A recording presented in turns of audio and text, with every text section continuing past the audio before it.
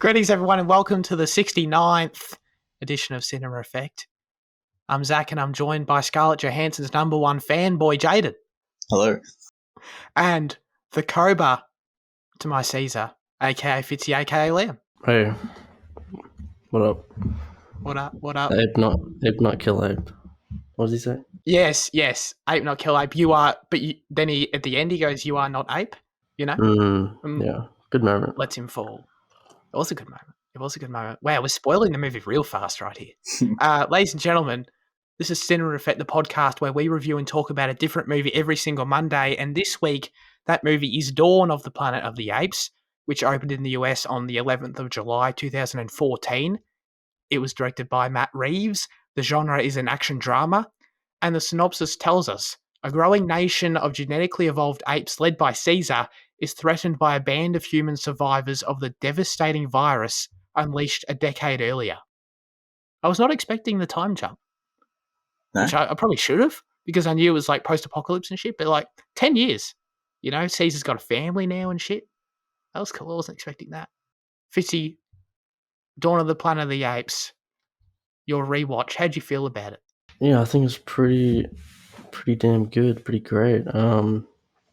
Like it's always been my favorite of the three, and I remember the first I saw it in the theaters as well, and I think it was a great theater experience. And I don't know, it's just it's a very good looking film. The CGI is improved even more from the first, and I don't know, like Caesar's just his whole.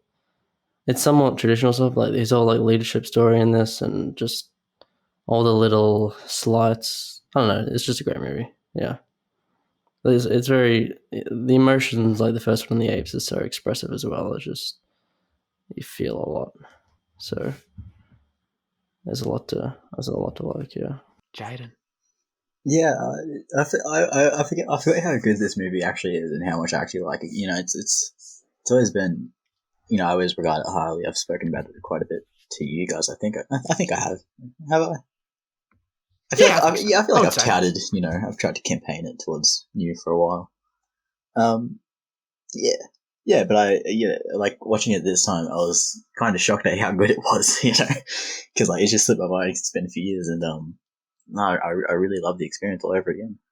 That's awesome. I thought the movie was great too. I have some quibbles, but in most ways it is the evolution of the previous film that I was looking for. And I don't know if it was just because I look for it a little. I don't think so. But I really think Matt Reeves put his visual stamp on this movie. I really can see that. I think he really elevated the material. And I really enjoyed that about it. Along with, of course, more than anything else, seeing the next step in Caesar's story. I want to break down the film visually, if you'll indulge me a little bit. I want to start there. This is Matt Reeves' jumping on point for this franchise, and I think Cloverfield was his major standout project before this, Jane. Is that fair to say? Because I had a look through his filmography, and nothing stood out to me prior, but I don't know if there was anything else. Yeah, I think that's fair. Did you dig what he brought here, Jade? I want to know. And were there particular elements, shots that stood out to you right off the bat? Yeah, that you were seeing. Yeah, I think he has a touch of class to the film. I think it's really evident in everything. I think like the one shot that really got me was like, you know, after they turn on the power and like there's that like the gas station in like the middle of the woods, and like that's the sole thing illuminated. Like that's such a such a class shot. Yeah, and like you know, I think there's things like that littered throughout the movie. I just think there's evidence of improvements everywhere, and like I just think the storytelling is once again elevated in the way it's. I think this kind of hybrid of like, you know, the sign language and the spoken. I think the evolution of the dialogue that the apes have is reasonable without being, you know, cartoonish or whatever. Like, you know, it's not like in the original where they're touting full, you know, Shakespearean-esque dialogue and stuff. Oh, so, like, right. Yeah. Like, no, I really appreciate everything that he brought to the franchise. Yeah, I agree. Yeah, go for it. Like some things that stood out was like, okay, like the zoom in and zoom out at the start and the end, the like tracking shots, not like the shots where the camera like has these like dives, like with the deers at the start, and there's a shot where Cobra's like traveling down the like trees or whatever, and it's like it's tracking him and his like apron doing. He's going to The Caesar, like stuff like that. the one where he's on the tank and the tank's spinning and it's just carnage. Yeah, yeah, yeah. That's such an amazing shot. Yeah, it just stays there. It's so great. Yeah.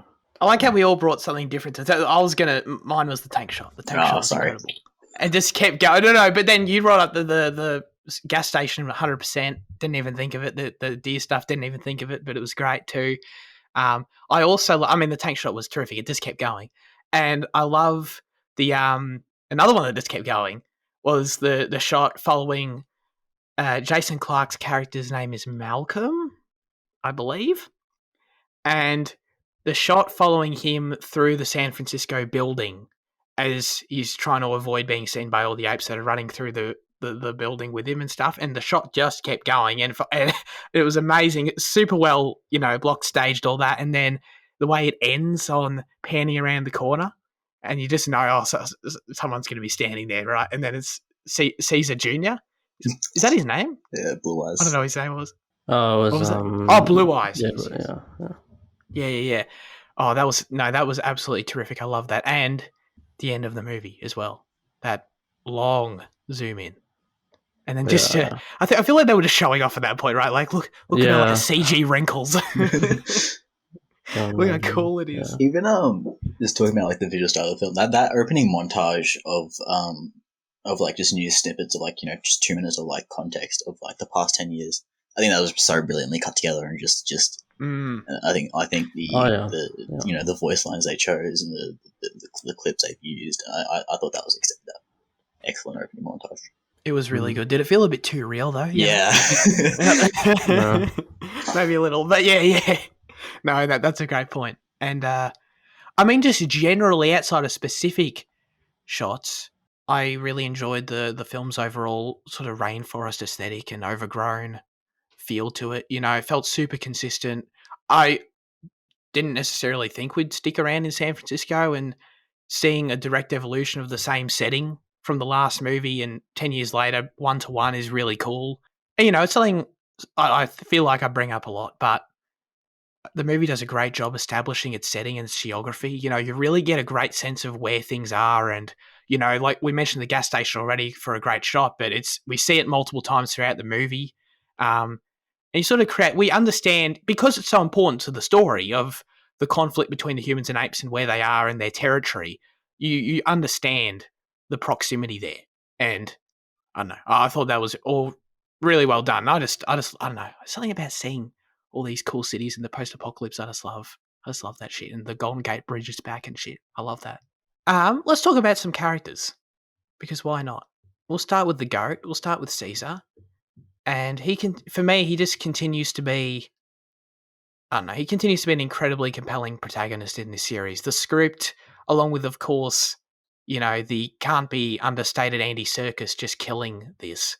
And all those things really do the character justice. The fact that he's as compelling as he is as a CG monkey character is amazing. Every second he's on screen, at least for me, he has my full attention, and I still think I might prefer Serkis's performance from the first movie, just because there was a bit more variety there. We're seeing Caesar's transformation throughout the years, whereas here he's sort of more, he's established in his role as leader. But that doesn't take away from what's done here for sure. And I don't know, I thought it was great. What any comments, or are we all just going to repeat like, yeah, dude, it was sick? What else can I tell you?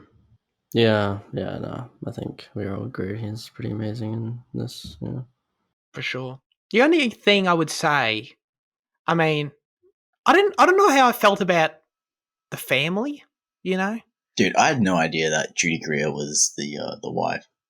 Obviously you're not meant to know, she's a fucking monkey. You're not meant to really tell.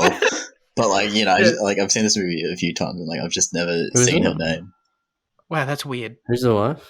Judy Greer. I don't know. Yeah, I don't know who she was in Jurassic World. She's got a very recognizable, face. I just don't know what to point to.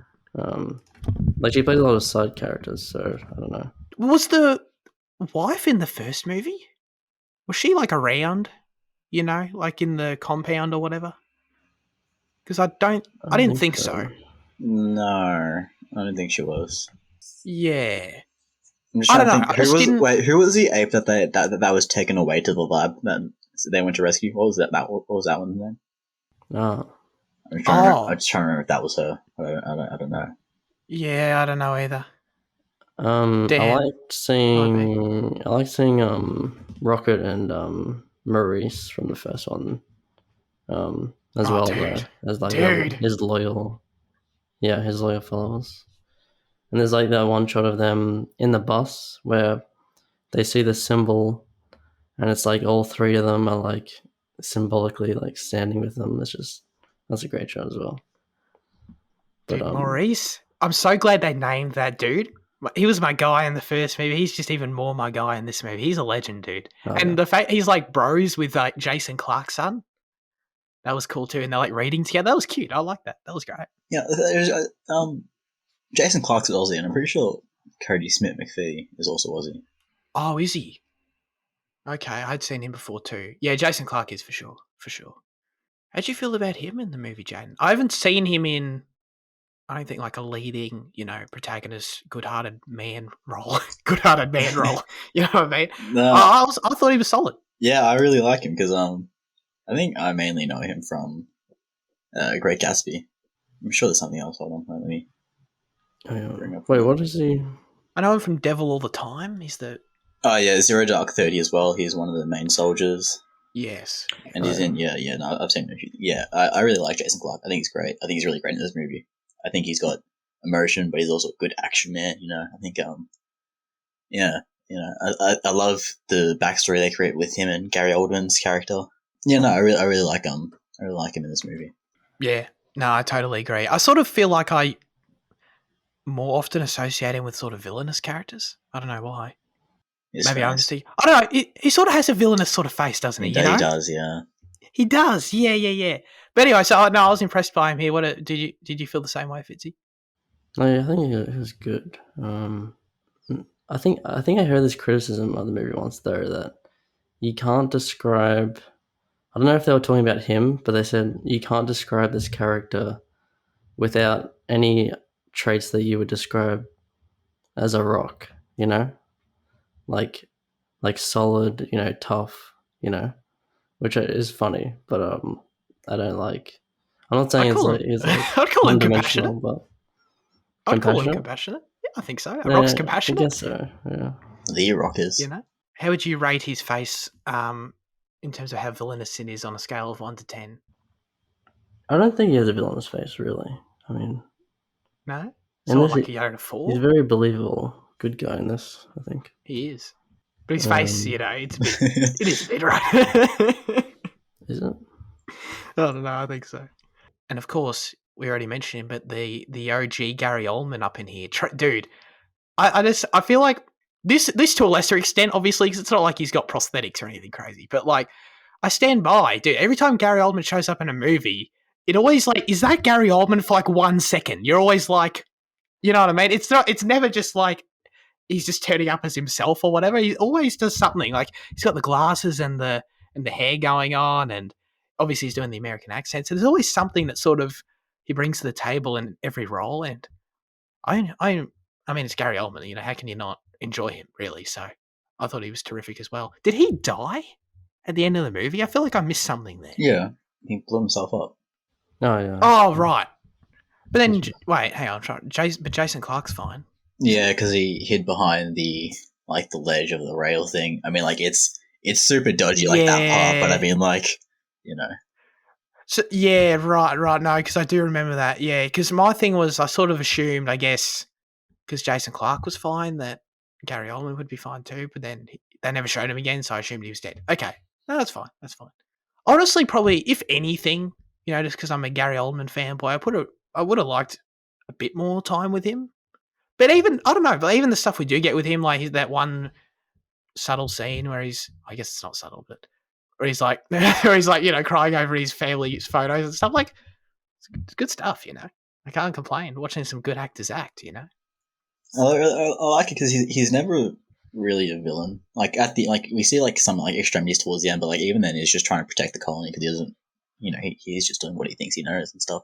So I think I really like that Yeah. he's not a villain, which would have very easily been, they very easily could have dipped into that and made him bad. But he's a good character. He's a good person. I think I really like that about it. Sure. Yeah, and I mean it sucks for us because we're invested in the apes and Caesar and stuff. So when he revealed that he's got able to detonate the building, I was like, oh no, Caesar. But hey, if I was in that position, that's a killer plan. I'd be like, dude, 100%. I totally understand. I'd be like, blow up that building. You've got them all right up there. You can end this war in like a second. I get it. Yeah, that is weird though. That like all this is placed, like all the problems in the world are placed on the apes. But like if you kill the apes, it doesn't get rid of the flu. It's not like they're not the source of the flu. They may be originally, but like if you kill them all, there's still the virus. Oh, So, sure. Yeah. But they yeah. get rid of the imminent danger, Oh of yeah, like at that point, yes. I don't understand the reinforcements thing. Then like the other, yeah. I don't Maybe think that's a discussion for. I don't think all of them were. I think a fair few of them were, but I don't think all. And that's why Oh, they wanted. sure. Yeah, that's A why they wanted the significant army. number. Wait, what are you Yeah. talking about? Oh, what? What are you saying? No, I think like there was a few apes up there. I think it's they knew the important ones were up there somehow. It's like that's why he wanted to detonate the building. But like there was still like a lot of Oh apes on the yeah, ground, and that's why they needed the reinforcements. yeah. I'm just saying that like, I guess this is a complaint for the next movie, but like, Oh shit. I don't know, like they treat like this war thing like it's gonna finish the virus, but it's not, Well, they But know the it's apes, not gonna, because I mean, like they acknowledge at the start that the only reason that they're alive now is because they're all genetically immune to it. Like they know that the yeah. virus is like kind of insignificant now. Oh, the humans are immune, Yeah, so they just want to kill the apes because they're a a threat, threat. I guess. Okay, well, I I forgot don't. the humans are immune, I guess. It sounds like they do something with that in the next movie, maybe. But just from this movie, my first experience, I didn't get anything at all that they were killing them to do had anything to do with the virus. I didn't get that. No, yeah, I forgot that they were immune, so I guess it makes sense now. Sure. It's just Sure. like if you have the virus, your first priority is going to be killing the apes. Was my thought, but I guess the virus isn't a problem at this point. Yeah. Talking about Cobra, the villain, of course, serial killer looking ape from the first movie, that was clearly going to be the villain. You know what I mean? I don't. I don't know how I feel about this. I feel like there's some connective tissue here that you guys can give me that might totally fix this for me. But I wrote specifically in the first half of the movie that Koba had this conflict with Caesar the whole movie. That's like, don't trust the humans, don't do this. But in the first half, I got that. I appreciated that. I understood that character because he was always coming from a place of loyalty and concern about protecting Caesar. Like there's multiple times where Caesar's like, dude, shut up, just listen to me. And Koba's like, sorry. And like they're like bros still and it's okay. And he's just sort of expressing concern. And then I feel like we go from that to Koba shooting him like really fast. I just didn't, maybe I was reading too much into the first bit, but I just sort of didn't buy. I felt that his whole motivation was he really wants to protect Caesar and the family, and that's why he's trying to mess with the humans. But then he ends up just shooting Caesar and taking power for himself. I just I didn't think that's what he was about. But It's the same way I don't know. that Is that Daenerys snaps in season 8. Mm. maybe that's a fair point. I don't know, but does that resonate with you guys at all, or am I making this shit up? No, I'm fine because Cobra was always meant to be a foil of Caesar. He was meant to be Caesar if he didn't enjoy it, if he had a bad lab experience and if he came out hating him. That's pretty much exactly what Cobra is.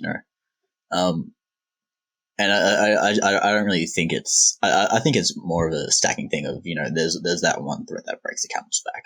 So like I feel like that's the point where we see the turn.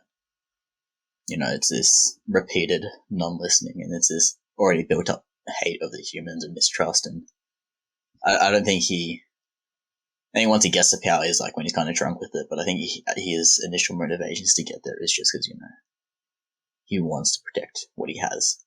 Sure. Yeah. I remember when he threw over the other. What was his name? Rocket? Was that Rocket that he threw over the edge? No, That Or was was that Ash. someone else? Ash. Ash. Yeah. When he threw over Ash, that was pretty. Breaks my heart. Yeah, that was dark, dude. That was dark. Yeah, from that moment onward, I'm like, all right, Koba. I mean, you're clearly got the evil character design, but I think I'm done with you. I don't think I can deal with you anymore. Although I don't know, like I like the idea of Koba using the gun and he shoots Caesar to set this up to make it look like that the humans have attacked and create this false excuse to attack the humans. Like I like that as an idea. I sort of found the moment a bit weird though because like Koba shoots Caesar and then immediately like no one bothers to look for Caesar's body at all. They're just like, No, I didn't think that. oh shit, oh Caesar's dead. Oh, and even like Caesar Jr.'s there, like, oh my dad's dead. Oh shit, all right. And in Koba, I'll follow you now. You know what I mean? Like, There's a are we fire not as going to well, find though, it? I guess, but I don't I know. did think that. Yeah. It was a bit quick. Again, a little bit of a plot nitpick, but I didn't really buy it. But I mean, like, if you shoot the leader, it's kind of like people would be really angry, I guess, like, initially. I don't know. Yeah, but you're not even going to go and like look for him. Like what? Like yeah. Jason Clarke is the one that found Caesar. What were they all just going to like never attempt to look for him ever? You know what I mean? But they're just going to like, or were they planning to come back a week later and like find his corpse? Well, I mean, their house was on fire as well, so they had to get out of that place pretty quickly. So I don't know, maybe that. Yeah. Maybe. Buy into yeah, I don't know. And maybe this like, might be like all of them, they ran off to war. You know how like they made like the women and children stay behind. Maybe they were meant to do like a search party. Who knows? Sure, yeah, maybe they were meant to. They were just too lazy to. Yeah, no, and they just couldn't together. find it. You know, like this grid search isn't working. We'll tomorrow. Yeah, we'll regroup tomorrow. Yeah. Dude, he's like right there in the bush, and then the mama ape's like, oh no, I didn't see him. The thing is, I don't think he is that close because it seems like he should just be like straight down, but then where the characters find him is after a bit of a trek away. So I don't know, maybe Caesar crawled somewhere to that point or some shit. Maybe I don't know. Maybe yeah. The film, just continuity was a bit weird. It's a nitpick, but it was a bit weird for me. Oh, and speaking of the real, forget Koba, all right, dude. The real villain of this movie is Carver, this dickwad. You know what I mean? This human being character. Oh yeah, that annoyed me so much when they. Okay, so he shot the ape, and then they're going to go back and renegotiate, and they brought him along. That was terrible. Why would you bring along the guy that shot the ape? Because they needed him. They literally say they need him because he's the only one that works with dams and water. It's just annoying though. Like. That's dumb as dog. That's annoying. That's like plot. Oh, I hate that shit. It's like that's like so trying to force conflict in your script. I hate it. But yeah, I'm with you, Fitzy. I thought the same thing. I'm like, why would you bring this guy right now? He's clearly can't handle working with apes. You know what I mean? But at least there's a reason. I'll give it's something. You know what I mean? It's not like they're just totally dumb. When we were memeing over that like Matrix thing, like Jaden, you were saying like you're memeing over this like idea of like the power from the group, whatever, the dance rave, Oh right. Like yeah, but I actually felt that when the music came on. Oh right, for this one, yeah, and this one, and like it made you feel for that group, for the humans. Yeah, I think no. Like what was the line, like what they were fighting for or whatever? Yeah. Yeah. Oh god, yeah. I can't remember. Oh yeah, that was horrendous though. Yeah. Not yeah, that orgy rave. This one was pretty good. I actually really liked it. I like the way there was like no sound or like it was, the very low, like only score. And like they kind of moved in slow motion a bit. It was very, very dramatic and romanticized moment. Speaking of the score, am I gonna do this? It's kind of a letdown, You reckon? It didn't really do it for me, I just don't think it really brought the scale that the movie had and what I was seeing visually. You know, when I'm seeing these crazy, like, you know, the scale's so impressive. The final action set piece is really impressive, and like the sheer amount. We talked about the tank shot already, but it's everything surrounding that. You know, the crazy, you know, stuff going on, the impressive CG, and so many apes everywhere. You know, just everywhere on the screen. It's terrific. Every frame is so much going on, but I don't know, the score just wasn't sort of backing that up, in my opinion. I think the individual themes. I think like the themes of like just like in the forest and like for the apes, and like the way it kind of has like that like kind of jungle drum thing, and like I think like even like the Yeah, opening like melancholic piano as Disney describes it in their subtitles, or like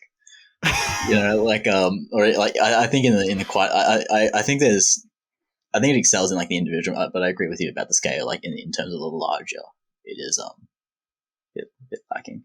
sure, sure. But it's I appreciate you. Yeah, sorry, no, no, I was just saying like the composer's like done everything. Like it's Michael Giacano or however you say it. Oh, Giacchino, whatever his name Giacchino, is. yeah, Giacchino. I feel Giacchino, bad now because I yeah, love him. yeah. Sorry, Michael. I just want you to know, if you're listening, Michael, that this is the first score you've ever let me down on, because I love you. But yeah, he's great. Subtitles, you know, I watch almost all films with them on these days, and just they never cease to amaze me. They never cease to make me laugh. I had one. Oh, I'm sure if you saw it, you would have seen it too, Jan. I got snorts approvingly. That was Oh terrific. I yes, I love got that it. actually. That was funny. Yeah. That's S tier subtitle. I love that one. Mm. Shout out to the moment when Caesar, you know, it's not quite the no, but when he said go, you know, so the Mm. humans the first time, he like shouted that. That That's got cool. me. That was good. I like that a lot. I like how just like at that point it doesn't reveal how much they've advanced in terms of like their like the apes' ability to speak. So you're kind of like it's still this crude kind of shouting type thing. But then like Yeah. it reveals they have like an actual like third grade level of English speaking abilities. Oh, and when like Yeah. when Maurice speaks, like I like his voice is so deep, I always forget. And like like when he says run, like it's so like Oh yeah. That was good. yeah. That was killer. These movies do a great. They're very careful to make sure every moment an ape speaks is impactful. You know, they never. I appreciate they never want you. I guess it's in contrast to the originals. I haven't seen them, but they never want the audience to take for granted that apes are speaking. You know, they never want it to just be like, oh, I'm just watching apes speak. You know, every single time, every single line, like you sort of, it's never lost on you that that's sort of crazy and impressive. Yeah, with the son, that was a good moment. Like he didn't actually speak until that moment where like Caesar was like, on the cow, like he was hurt, and he said like Father, help, let me help you or whatever. That was good. How do we feel about the James Franco cameo? It was kind of a nice scene. Yeah, dude, that's like yeah, it's here in the Hits right there in your non-existent heart, yeah. in your hollow heart. Yeah, no, it was a great scene. Apparently, he didn't know he was in the movie, and he hadn't seen it. And like someone told him, like he was apparently being interviewed, and he was notified that he was in the movie. And he's like, "Oh, I didn't know that." That wasn't actually in the first one. It is just like footage that was like on the cutting floor, and then they picked up again, right? Yeah, Yeah, okay. yeah. But no, it was. Didn't remember that scene Nah, from the yeah. first one. No. Yeah. Yeah, I thought he died in the first one, but I was wrong. Like I thought he died in the first one, but yeah, it I mean, wasn't it's the same. implied he dies Yeah, here, right? Like he he's dies dead. off screen. Yeah. Yeah, but I thought that was the same Right. where he died in the first movie, but Oh, that didn't happen. No. like it's pretty standard stuff, and you shoot from a lower angle to convey power. But like the way that like Caesar, like the way that like if like he physically like like in that scene like Kobe's challenging him a bit, like when like Caesar stands up and like the camera kind of drops with him, and like he feels like it grows so much, and it just feels so intimidating. And it's like, dude, it's so great, and like I feel like there's we already talked about the star, and I'm sorry to bring it up again, but I just came back in, but like the camera work is it feels infinitely better, not infinite, but it feels like 8 times better than the first one. 8 times. 8 times. Not 7 times. No, Or 9 times. no, 8 times. I mean, yeah. I don't, not to discredit the work done on the first one, but the first one, when you're watching it, feels constructed like it feels constructed like a Hollywood reboot of an old franchise. You know what I mean? Which Yeah, it is. I think the first one is a great genre film, but this one feels like a great film. You know. Sure. It feels like this movie would work. I was going to say without its budget. I don't know if the CG obviously wouldn't, but just in terms of like at its core, what what it is. You know what I mean? Mm. along those lines, how they show Caesar's power, like the little interactions where he stops an ape that's twice his size, like the massive apes or whatever, or like the way he just uses his hands to control people is really cool. Yeah. Yeah. He's just the best. I think Matt Reeves has a real brilliant way of deriving what's most important from the story, and then and then just amplifying that factor. So it's in the DVD commentary for War. So he talks about how all the best war films are about it's about the central characters, and then the drivers they're the main drivers rather than the war itself. But I think that can be taken and applied to most of his films in that they're quite large spectacles in terms of Cloverfield or Let Me In, with the vampires and stuff like that. But he never focuses on the spectacle, but he focuses on the characters in that and uses that to just exacerbate everything else and just makes it so much better. Totally. Yeah. Yeah. Oh God. Oh, I'm excited for War. I really am. Yeah. I've just seen. I don't think I've seen anything of it. I've just the poster of the snow. I'm like, oh shit, Dude. shit. Even the opening shot is it just just thinking about it just gets me on. It's cool. so good. We got a month to wait, but I'm excited.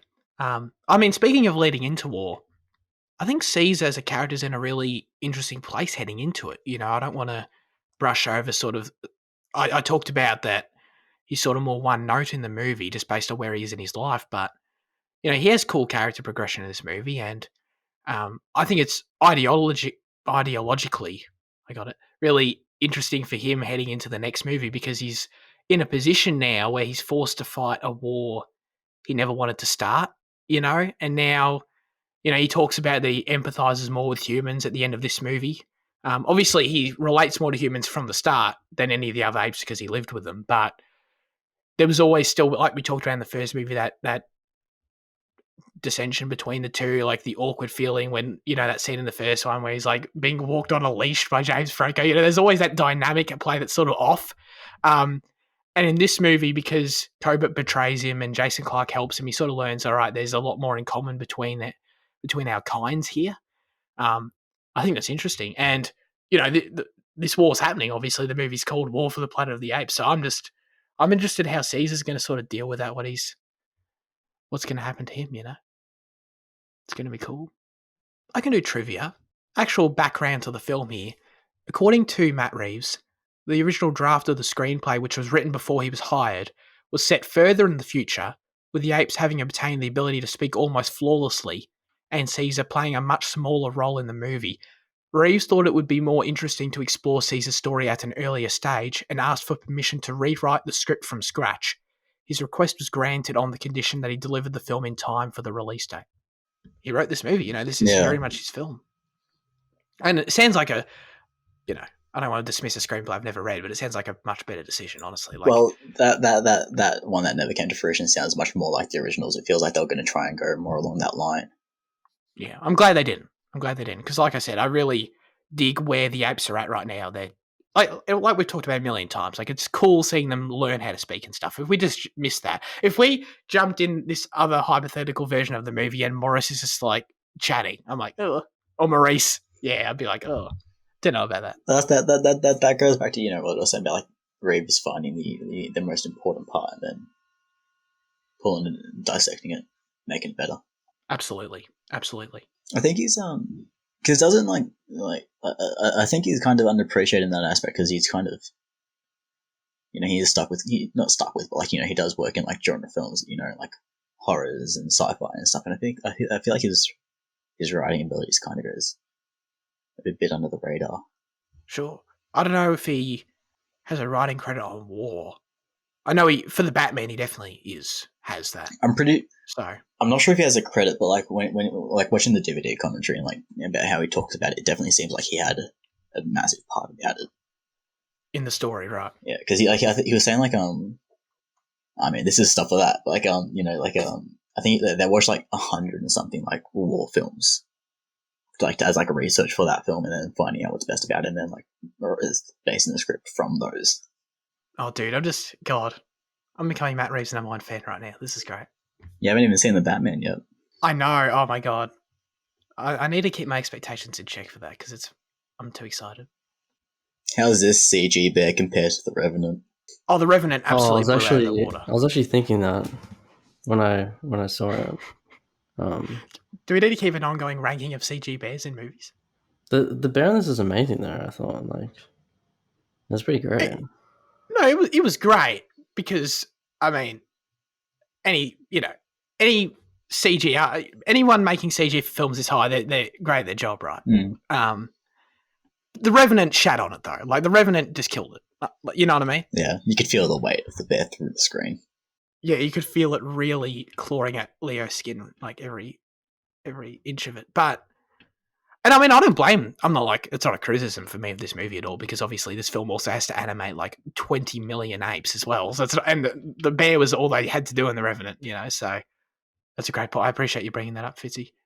Fitzy, final paragraph, thesis, conclusion from you on this film. By the way, Zach, I'm okay if you just skip me here and go to the scores because, you know. Oh, you don't really feel the need to repeat yourself? I'm just repeating what I've already said. But Sure. That's fair enough.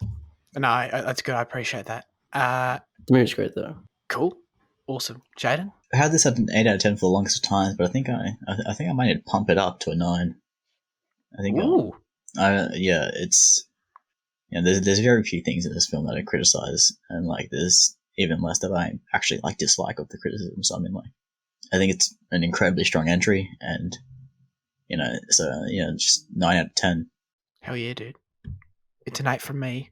I think it's great, and I'm very excited to where we go next, wherever that may be. Even though it's clearly a war with Woody Harrelson, I think that's exciting. I think you need, I don't want to say anything, but like I think you can get shocked by what it is. The next one. Oh, okay. I like that. Just a little bit. I'll ponder that.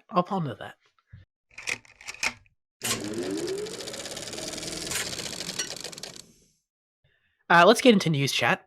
One of the biggest stories this week is, of course, ScarJo suing Disney for breach of contract.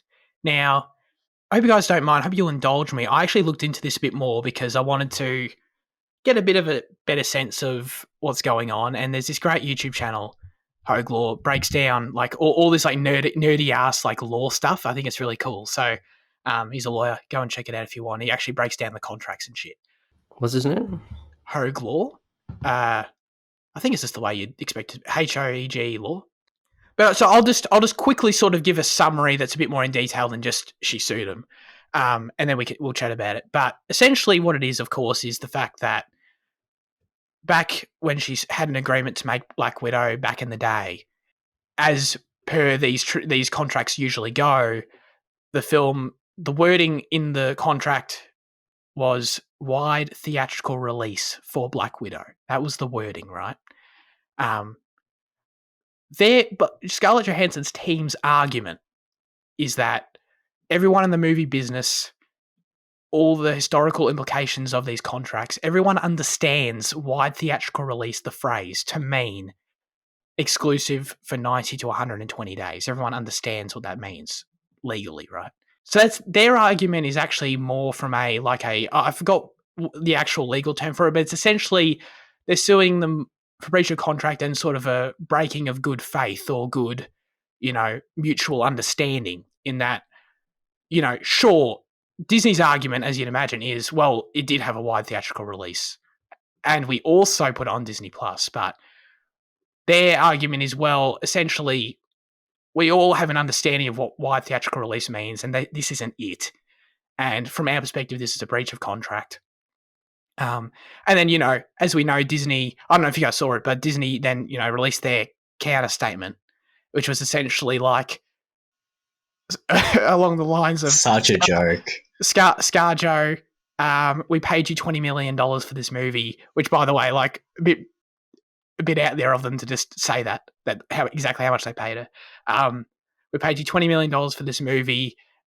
We've compensated you for the Disney Plus thing, sort of essentially like, get over it. I guess trying to appeal in the public view, maybe appeal to the idea of like, oh, look, she's super rich. Why is she complaining she didn't get more money? But nonetheless, I think, I don't know the ins and outs of what the probability of who is winning or whatever, but it sounds like her case has merit. If that is not the terms in which the two parties mutually understood the contract to be when they, agreed to it back in the day, and then those terms are changed unfairly. So yeah, I don't know. That's sort of a bit of a summary for you all out there, if that makes sense. But how do we feel about it? If we feel any which way, which I'm sure we do.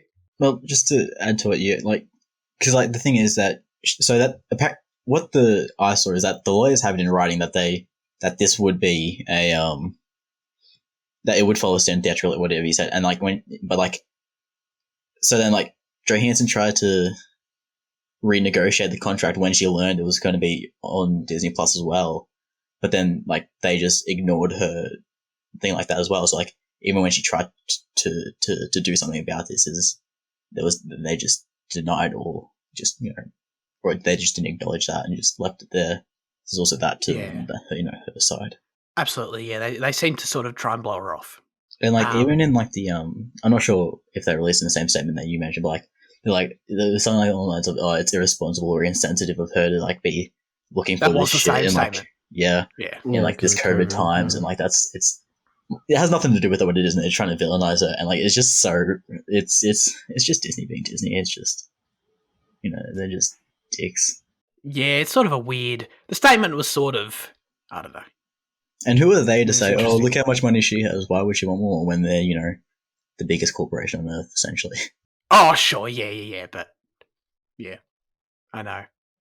But that sort of felt like what they were going for, But I don't know, like, it's sort of a weird thing to, like, I get, obviously this is PR, they're trying to navigate that side of things, but I don't know if their whole, like, insensitivity to COVID is something that can hold up in court, you know what I mean?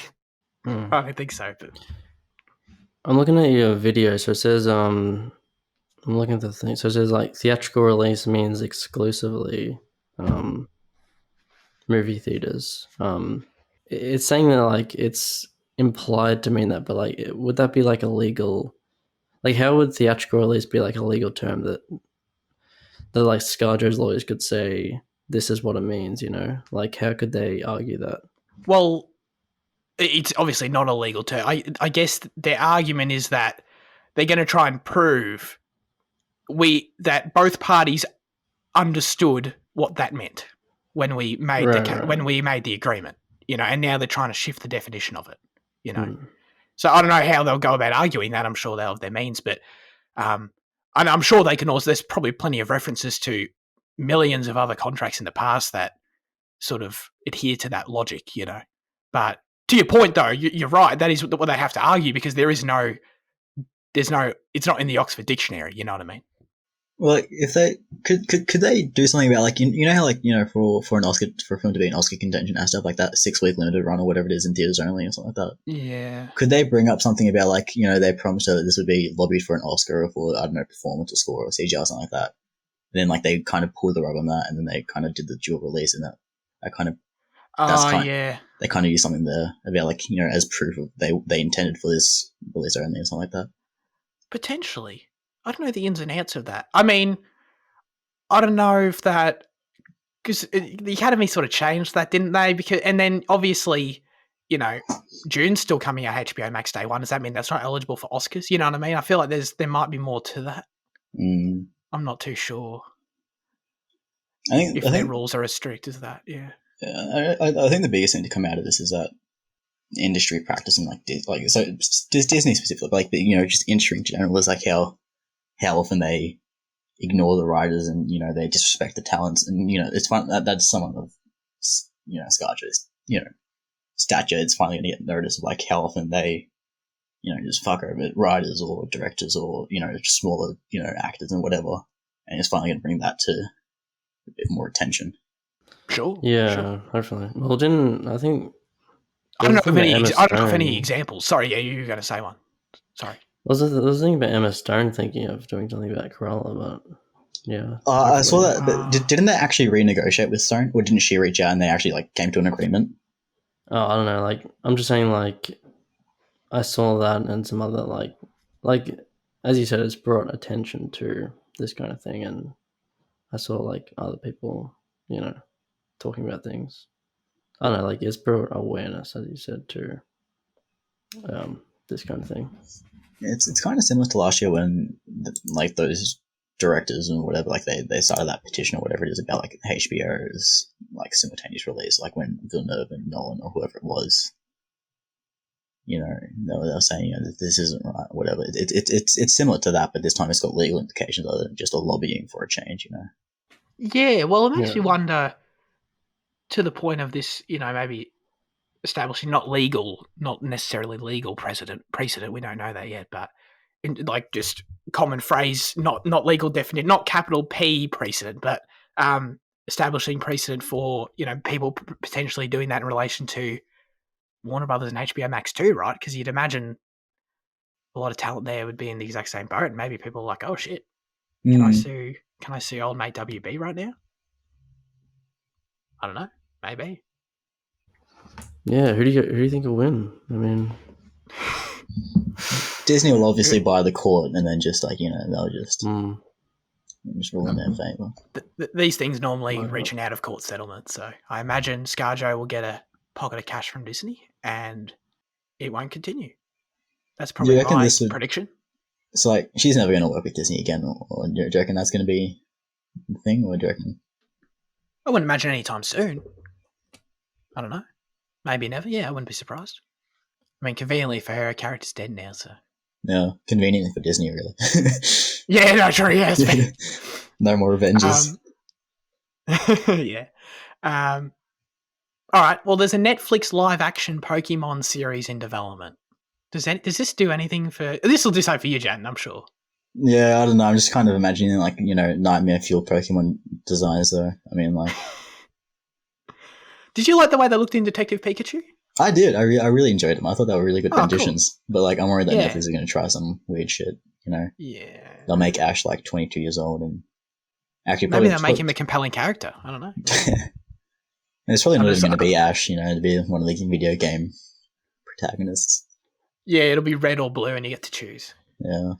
Doesn't make Oh, dude, can you imagine if it's like a choose your own adventure, like Bandersnatch or whatever it was? Oh, that'd actually be interesting. That'd be so sick. Choose your starter and like, can you imagine like if it's just a game but live action on Netflix, dude? That'd be so good. That cool, PvP. Yeah. Netflix live action TV show. What the fuck? That's wild. Netflix, contact me. We can hash this out. This is my trademark right now, but I'm willing to sell it off. Yeah, absolutely. Does this do anything for you, Fitzy? Will you watch this program? It'll probably I don't depend. know. Is anyone who's in it? Is there a cast or? No, we got nothing. We got nothing other than what I've told you. I mean, probably. I don't know. We'll see. It's going to be an expensive show. Yeah, you'd think so. If they do it properly, it'd be expensive. I don't know. Yeah, live action is. Yeah, I don't know. We'll see how it goes.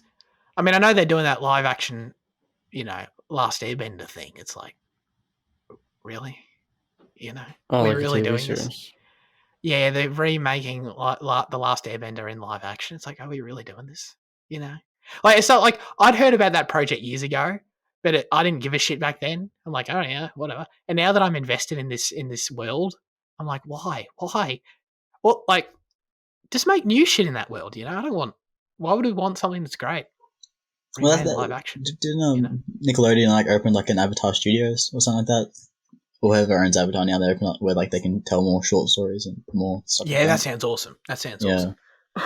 And to be clear, because I can already sniff my contradiction on liking Disney live action remakes, I'm not saying the Last Airbender live action show is going to be bad necessarily. I might end up really liking it.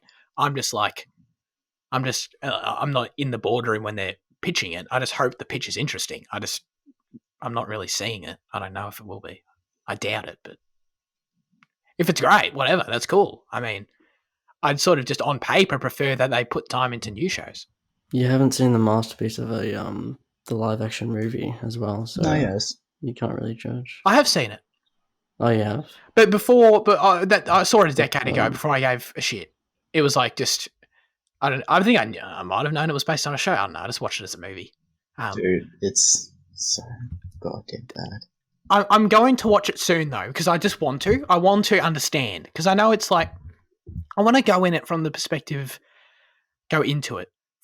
of is this just do people hate on this too much because of how beloved the source material is? Is it actually an okay movie by itself? That's sort of the perspective I want to go in. You're a remake apologist. That's what you are, Zach. You want remakes to be good, and Of course I want everything to be good. You know? No, but like you always, I don't know. Sometimes you just it annoys me. Because I used to think that The Last Airbender, the movie, wasn't too bad, but I think that was just because I was young when I watched it, and then like when I rewatched it last year, I think, you know, I was actually shocked to like how oh dude, it's so bad. And like beyond like, you know, everyone's complaints of this character's this and that pronunciation. Yeah, that's my thing. I don't know how much of it is that. Yeah. Beyond that, it is just not well written. Okay. At all. Right. I want to which hurts me because you know I'm curious. I like Mr. Shyamalan, whatever his name Ding is. dong, yeah. Yeah, and like it doesn't feel good to slander a movie of his, but you know, it needs to be said. Yeah, I know. All right, we got a couple trailers. We got the Ghostbusters Afterlife new trailer. Jane, tell me what's going on in this Ghostbusters sequel, sequel. Force Awakens. Looks too dramatic and not funny enough, you know. And Ghostbusters has always been a bit of a laugh, but this one looks like they're kind of driving the home a bit of drama. I mean, I'm sure in the movie there's going to be plenty of funny moments, but like this trailer really like goes hard on that. Yeah. It looks good though. It looks interesting, and like, you know, Stranger Things kid, Finn, I think. Is it Finn? Yeah. I Wolf think so. something? Some Finn Wolfhard. Wolfhead? Hard? Yeah. I think it's Hard. Okay. Yeah. He's a good actor. He seems. I really like him. He looks good in this. You know, I'm just worried he's going to try and do what most things do this day and try and emulate one thing or another too strongly. Like if they try and emulate Stranger Things or It or whatever. Because, like, you know, with this focus on the younger talent and whatever, and like try and go down that path when it's, you know, changing what your franchise is isn't necessarily a bad thing, but you know, if it's, you know, if it's copying, if it's imitating something too much, you know, you run the risk of. Yeah, no, I get you. Army of Thieves trailer. I was shocked when, as you guys know, I was shocked when this trailer came out. I'm like, I feel like was it a week or two ago? I was like, oh, you know, they're making Army of the Dead spin-offs, and that's like weird enough to me as it is. And then it's like, oh, there's a trailer for one. It's shot. You know, how far in advance were they working on this stuff? But anyway, what do you think of the trailer? Did you watch it, Liam? Yeah, I watched it. Yeah. Go for it. Oh, did you not watch it? No. Huh? Did you not watch it? Sorry. No, I watched it, but you know. Yeah, it was good. It was good to know. I don't know. It's cool shots, I guess. Looks kind of fun. Well, I really liked Dieter. I think his name was, you know, the lockpicking character. So I'm pretty happy to see him again. And it definitely, I think I'll definitely watch it. And like I think the new cast that they've pulled together, Natalie Emmanuel and some other people in the trailer that I've already forgotten. It looks fun. Yeah. And if it's not 2.5 hours, like, you know, Army of the Dead, then, you know. Hopefully there's some Wagner and Mozart or whatever German shit. This is one of those movies where I'll be waiting to sort of see the critical reception. I think like nothing about it seems, you know, I didn't like Army of the Dead, but I'm not like I hate it to where I'm like, dude, I can't bear to watch this shit. Like if people like it, I'll check it out.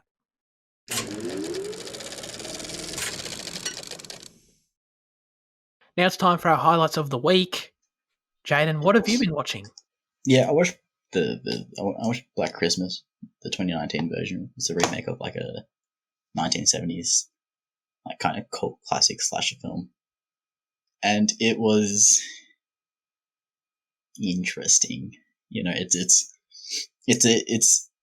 a hard film to criticize because it touts such a strong social message that if you run the risk of, if you criticize the movie, you don't want to fall into disagreeing with what it pushes, but it pushes the message so fucking horribly that you kind of need to criticize the message, but then you don't want to be, because the message is exactly like, if you criticize the message, like especially me as it, because it's about racist. No, it's about it's about like males and like gender roles and shit like that. All right. So like, especially like coming from a guy criticizing something, talking about like how guys are shit or whatever, it feels like you run the risk of like being exactly what the movie's criticizing. But it just does it poorly, and that's not a uncommon opinion. Like on Letterboxd, all the top reviews are like, this movie thought it was doing something with what it does, but it's like we always see like people like complaining about oh, this woman wasn't written well and stuff like that, and like that's a very valid in so many cases, but like in this case it's the fact that none of the male characters are written well at all, and like the justifications and what they do, but it's just bad. But it's like, and like also on like like the like I hate talking about it because like I have no authority, but like like everyone like on Letterboxd, I'll quote them to make myself safe. But talking about like the movies like T-shirt feminism, like the way like it thinks it's saying something important, but it's really just surface level and vague and just not there. But like beyond the social message, like it's an adequate slasher horror film. Like it's got a decent, it's got a decent story and like decent characters and decent stuff like that. But it's just the message it tries to push. It pushes it so vehemently and like just so, it's just not well executed in that it really detracts from the rest of the film, and it makes it a hard time to enjoy. But like it's yeah. I get you. Go for it, Fitzy. I'll go then. Zach recommended something last week, a TV show. So I watched something I recommended. In between, yeah, I did. I've seen like 10 episodes ish.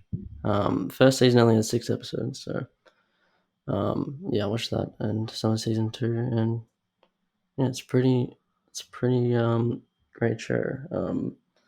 The main guy is like this super like casual, like very Australian character. He's like he's constantly angry at dickheads, at people he wants to hurt, and he's such a great, it is such a great performance. Like he's so, it is really funny. Just the way they talk, it's so, Yeah, dude. it's so casual, so Australian, and like a lot of funny one-liners as well. And the show is really dark as well at points. It's just kind of this great mix, as Zach was saying last week. So yeah, it's a really great show. I'm so glad you're watching it. Scott Ryan, who plays Ray, who's the lead. He's also he's also the writer and the creator of the show. Oh, okay. And I've read some stuff about him afterwards. He's really interesting, and this show's essentially sort of his life's work, in that it's a character that he's sort of written and worked with for decades and tried to get off the ground, and he's never really considered himself an actor. He sort of just, he plays the character because he played the character in this short film he made originally and all this sort of stuff, and he sort of just ended up playing the character. But it's crazy that he doesn't really consider himself an actor because he's a fucking great actor. The way he like smiles, yeah, it's fucking intimidating as hell. It's great, dude. Yeah, no, totally. Yeah. I watched a film called Atonement. I believe have you seen it, Fitzy? Yeah, I love it. Yeah, it's great. Oh, yeah, dude. I went into this movie. I had one of those moments that I love when this gets to happen, where I just like sit down for the night and I just like, dude, the world is my oyster. I can watch any film right now. And then I spent like, I love, one of my favorite parts is choosing the movie. Like I love sitting down for half an hour and just scrolling through the streaming services. There's Half so an many hour. times I'll be on Netflix for 20 minutes and then I'll just like be like, I'll just go to my room and watch Twitch or some shit because I'm like, I don't know. Because you just can't decide. And I get that. I get that. But I sort of love that process though.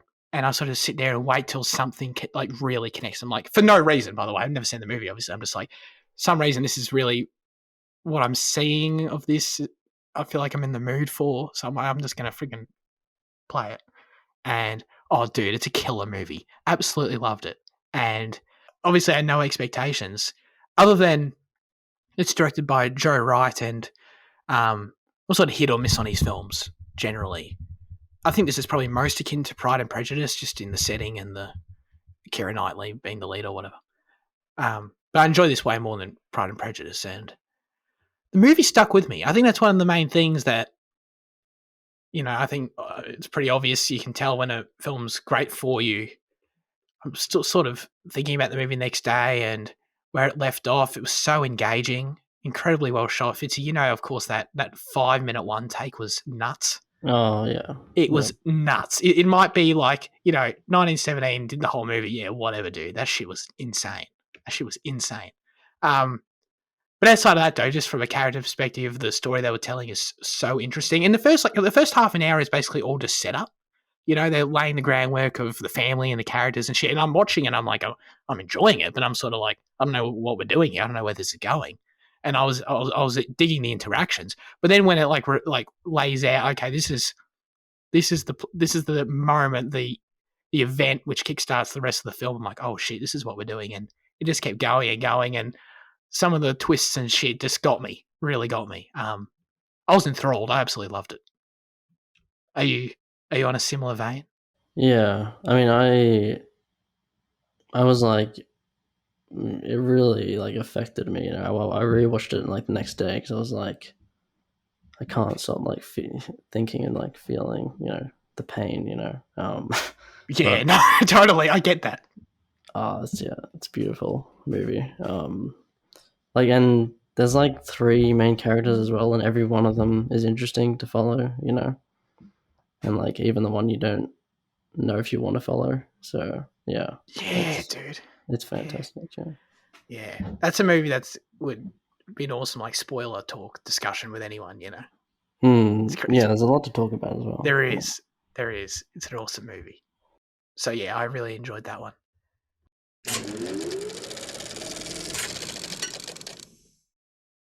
As always, now we hand the show over to you with our question of the show. Last week we asked you, what is your favourite British film of all time?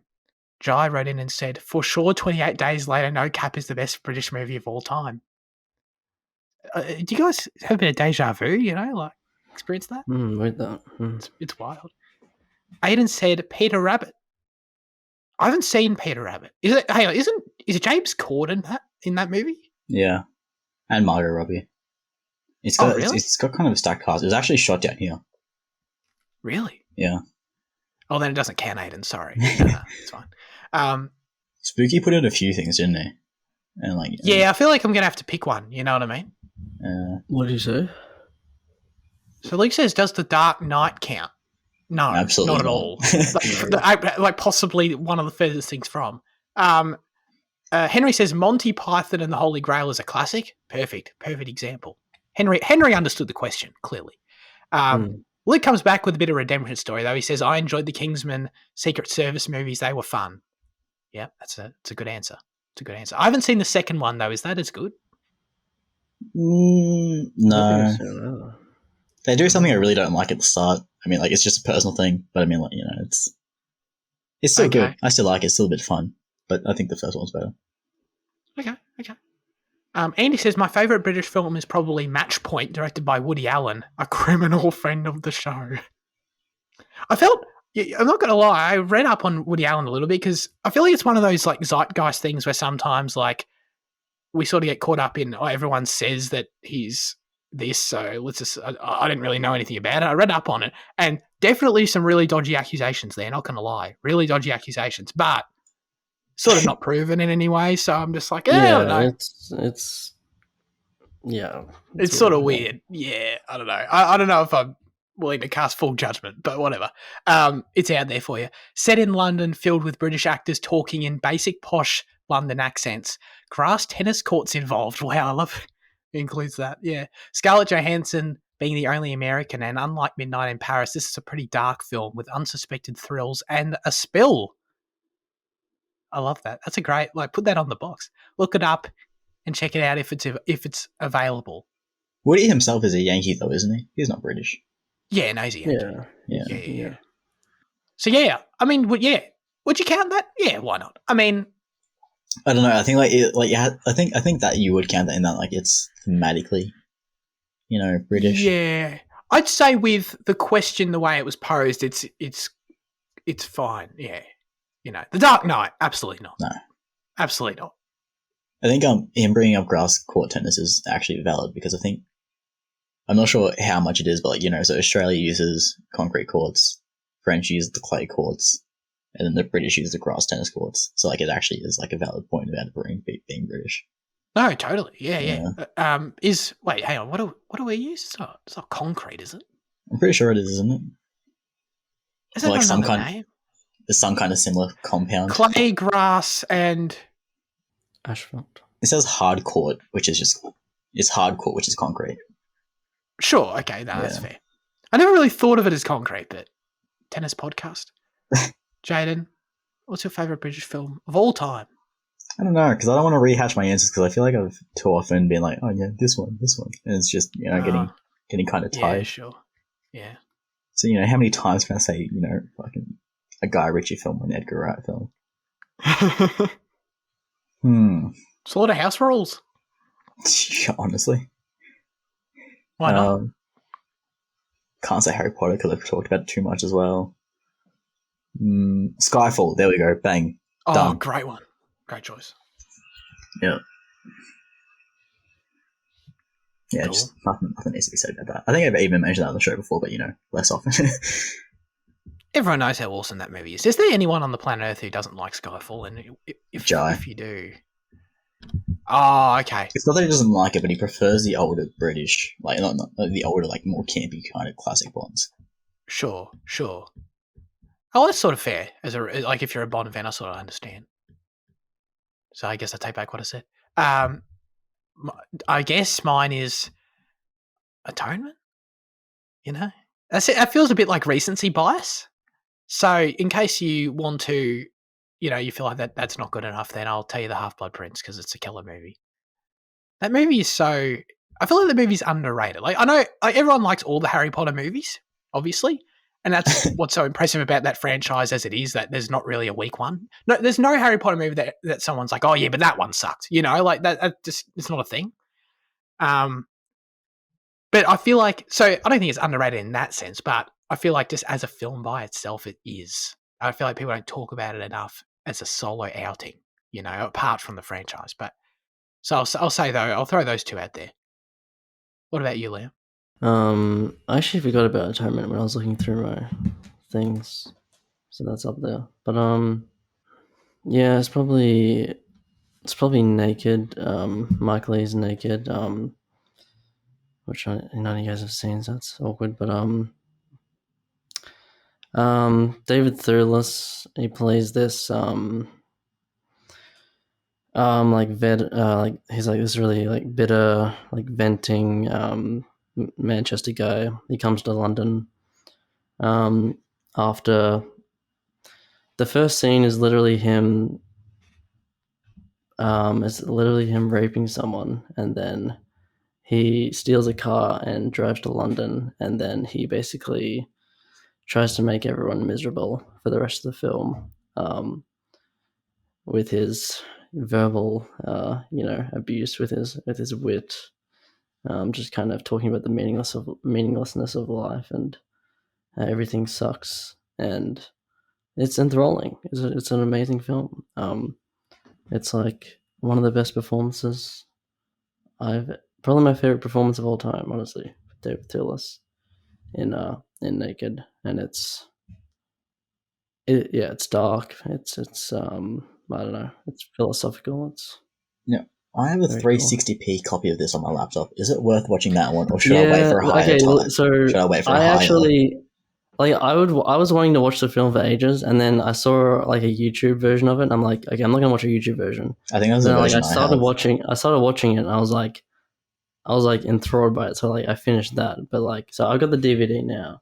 I've already rewatched it like twice, but I got the DVD now. So finally, I might have a good version. But yeah, I don't know. It's actually very hard to get hold of a copy, like a good copy.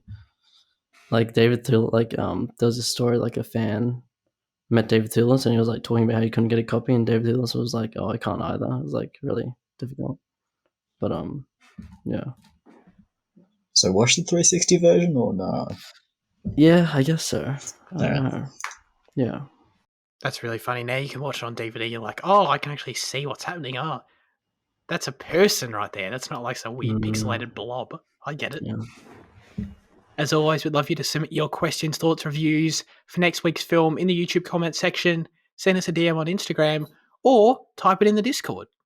And the specific question we'll be asking you is, what is your favourite film that is non-linear, that has a non-linear story? Plenty to choose from. You'll need to consider it. Probably linearly, as we all experience time. You'll need to think about that, but, let us know. Don't say Pulp Fiction. Pulp Fiction's banned from the answers. Oh, no, yeah. I agree. Yeah. People are going to say that, aren't they? Definitely. Someone just attacked my door. That's it for this week's episode of Cinema Effect. Thanks, everyone, for listening, as always. Fitzy, what are we watching next week? We're doing a discussion, a review, analysis, you could say, of American Psycho, classic film with Christian Bale. He plays as an American psycho. He's a Wall Street. It's been heavily Street requested guy. by listeners. Heavily requested, yeah, by one individual. Yeah. Now, as to where you can watch it, I'm just going to say, it's not available in any streaming services. You can't rent it. If you have a physical copy, that's great. And you especially cannot watch it on YouTube for free. You cannot find a free copy on YouTube for free if you're Don't interested. even try. And if you think we're going to endorse something like that, think again, We cannot endorse something that may or may not be there. Don't watch a German titled American Psycho on YouTube. That's also important. Yeah. I don't know why it would ever be titled with the German title, but it is not. Anyway, Thanks, guys, for joining me. Have a great rest of your week. Steal my car. Yeah. I love that. And goodbye.